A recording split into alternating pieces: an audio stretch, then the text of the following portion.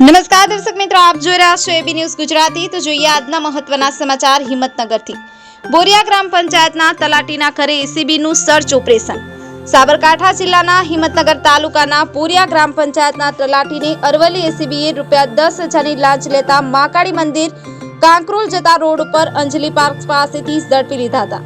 ત્યારબાદ એસીબી તલાટીના ઘરે કાંકરોલના સર્ચ હાથ ધર્યું હતું। આ અંગે એસીબીમાંથી મળતી માહિતી હિંમતનગરના બોરિયા ગ્રામ પંચાયતમાં ફરિયાદી રહેણાંક મકાન વેચાણ રાખેલ હતું, જે મકાન પંચાયત રેકોર્ડમાં ફરિયાદીના નામે કરી અને ગામનો નમૂનો બે લેવા સારું ફરિયાદીએ વેચાણ દસ્તાવેજ ઇન્ડેક્સની નકલ રજૂ કરી હતી, જેને લઈને આક્ષેપિતે ગામનો નમૂનો નંબર 2 કાઢી આપવાના ફરિયાદી પાસે ગામના તલાટી દિનેશભાઈ પટેલ પાસેથી 10,000ની લાંચની માંગણી કરેલ હતી, જે લાંચની રકમ ફરિયાદી આપવા માંગતા ન હોય, જેને લઈને ફરિયાદીએ એસીબીનો સંપર્ક કર્યો હતો।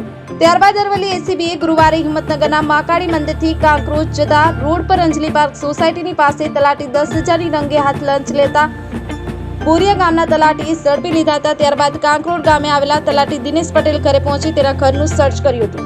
એબી ન્યૂઝ ગુજરાતી, સાબરકાંઠા।